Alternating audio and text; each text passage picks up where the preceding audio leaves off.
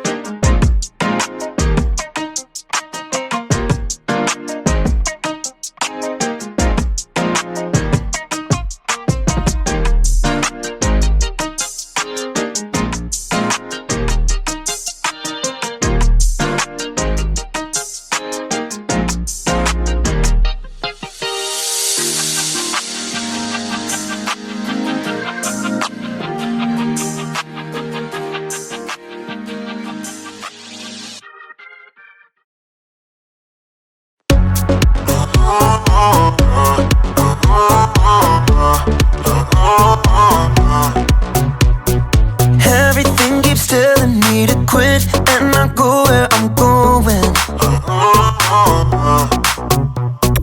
But I'm never ever gonna stop, and there's no signs of slowing. Ooh, now moving backward. Ooh, I'm moving forward. 'Cause you give me the power to never give up. You give me your power when it's more than enough. I made my decision, quitting's not an option. No matter how hard it gets, I know I'm in, 'cause you give me the power.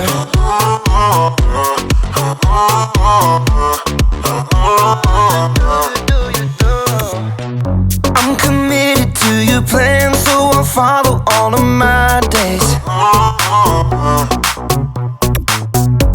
Every day you give me strength to follow after your way. 'Cause you give me the power to never give up. You give me your power when it's more than enough.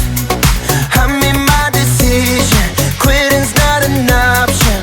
No matter how hard it gets, I know I'm in, 'cause you give me the power. Yeah, you give me the power. Ooh, now moving backward. Ooh, I'm moving forward. 'Cause you give me the power to never give up. You give me your power and it's more than enough. I made my decision, quitting's not an option. No matter how hard it gets, I know I'm in, 'cause you give me the power. Yeah, God gives me the power. You give me the power.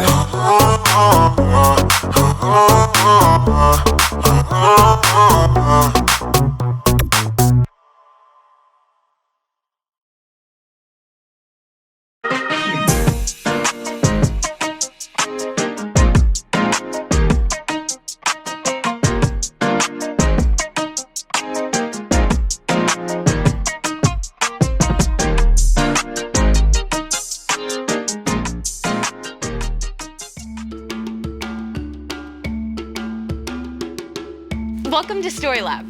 This week, we're talking about grit, while we take a look at the story of someone who had to craft their way out of a tight situation.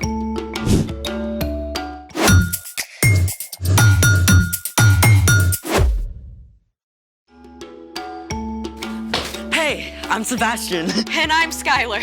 What does grit mean, Skylar? Grit is refusing to give up when life gets hard. I think I deserve a grit award. What for? Yesterday, my little cousin lost her tooth swimming at the Y. I spent half an hour diving for it. I found it for her.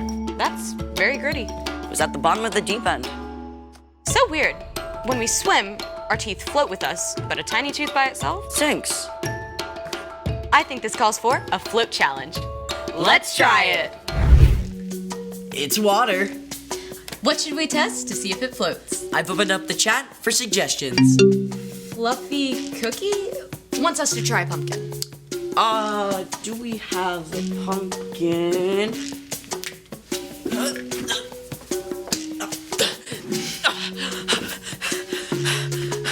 We have a pumpkin. Sink or float? I say sink.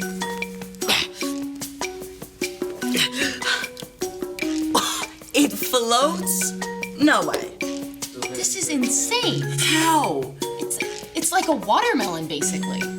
Kinda like that. Hold on. What's this? Wookiees are people too wants us to use pop? Oh, soft drink. Diet or regular? Doesn't matter. Both. Sink or float? If a ginormous pumpkin can float, I say the soda floats.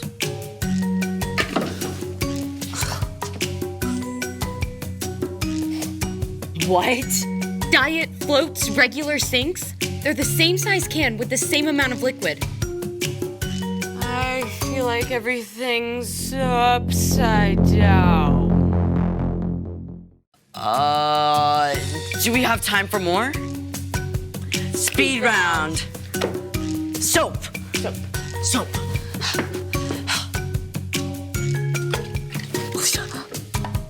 Bowling ball. Bowling ball. Bowling ball. Bowling ball. Bowling ball. Bowling ball. Bowling ball. Oh, this is heavy. Okay. Okay. It floats? What? Rubber chicken. Wow. Thought it was gonna sink. But why? None of it makes sense. Density. You're calling me dense? No. Some objects sink and others float because of density.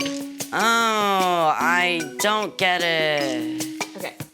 Every object is made up of tiny molecules. In some objects, the molecules are packed tightly together, and other objects, the molecules are more loosely packed. That's density. The more dense an object, the more likely it is to sink. So a tiny tooth is dense and sinks. And the sugar in a regular soft drink is dense and makes it sink too. But diet soda is less dense and floats. You are not dense. I have been known to float. Now it's time for... The story before the story. Today, we're in the second book of the Old Testament, Exodus. God created everyone and everything, but people turned away from God. Still, God made a plan to bless the whole world through Abraham and Sarah's family. Their great-grandson Joseph was sold into slavery in Egypt. But after many hard years, Joseph was made second in command of Egypt and saved his whole family from starving. Over the years, Joseph's family, the Israelites, grew and grew. Until the Egyptian king, Pharaoh, got scared. That's where our story starts. Take it away. Hey everyone! So, the Egyptian pharaoh was scared. There were so many Israelites, he thought they might join the Egyptians' enemies. So Pharaoh forced the Israelites into slavery. And that's the way it was for hundreds of years. But no matter how hard the Egyptians made the Israelites work, the Hebrew family still continued to grow. Preposterous! I declare that all Hebrew baby boys must be thrown into the Nile River. I know, this was terrible news. God had promised to bless the whole world through the Israelites, but not only were they enslaved now, they were in danger of being completely wiped out. And in the middle of all this, a woman from the tribe of Levi, Jochebed, and her husband Amram were about to have a brand new baby. Where does this part go? So insert part F at right angles with part M before locking part Z. Pyramids have got nothing on crib assembly. So if Jochebed gave birth to a baby girl, they wouldn't need to worry about Pharaoh's law. But when Jochebed had her baby, you guessed it. It's a boy! Pharaoh is not touching this baby. So for 3 months, Jochebed and Amram and their daughter Miriam hid the new baby boy. That. No puppy. Nothing to see here. Hush, little baby, don't say a word. Mama's gonna buy They tried, but after 3 months, there was just no way to keep hiding a baby boy with a healthy set of lungs. Jochebed wove a basket out of tall grass and coated it with tar. Give him to me now. But they'll still hear the baby in the basket. Come with me. Jochebed was so determined to save her baby that she made a risky and very creative move, might I add. Are we giving our baby a bath? Nope. We are giving him a chance. Now stay close by and make sure he's safe. So maybe Jochebed figured this was a place no one would come? Or maybe she knew it was the favorite bathing spot of Pharaoh's daughter. Sure enough, Pharaoh's daughter came down to the river to bathe. Bring me that basket at once. I mean, Miriam must have been terrified, right? But she stayed hidden and watched to see what might happen. Poor thing. This must be one of the Hebrew babies. Miriam gathered every ounce of courage she had and ran up to Pharaoh's daughter.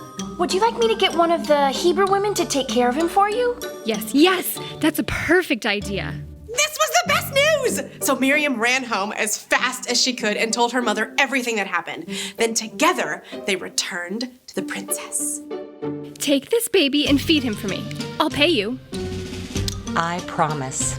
I will treat him like my very own son. And she got paid! Jochebed was able to care for her son at home. And when he grew up, she took him to live at the palace with the Pharaoh's daughter. The princess called him Moses, a word that meant to draw out, because she pulled the baby out of the water. Get it? The end. That's amazing. I mean, there's no way Moses' mom could have known her baby would be safe. Yes, but Amram and Jochebed didn't give up. I mean, they held on. They didn't know what to do, but they got creative, and they took the next step. So what's our part in the story? Well, things in our lives can feel really big and difficult too. Yeah, I got assigned to this group project at school, and I had no idea where to start. I just wanted to quit the whole thing. What happened? Well, I prayed about it and asked for help. And eventually everyone joined in, and it actually turned out okay. See? Yes! When you aren't sure what to do next, ask God for help. We can also think about how we can follow Jesus during difficult times. We can start by loving God and loving others. Whether it's a friendship in trouble or a fight with your parents, you can hold on. Stay with it. God will be with you, even when things get messy. I think you guys got it. I'll see you next time. Bye. Bye. So here's the thing. Hold on, even when you don't know what to do. That's how grit grows. Sink or float? Sink. It floats. Thanks for joining us in the Story Lab. We'll see you next time.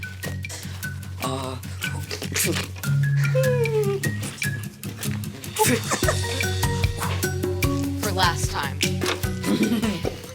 Oh, it's sunk.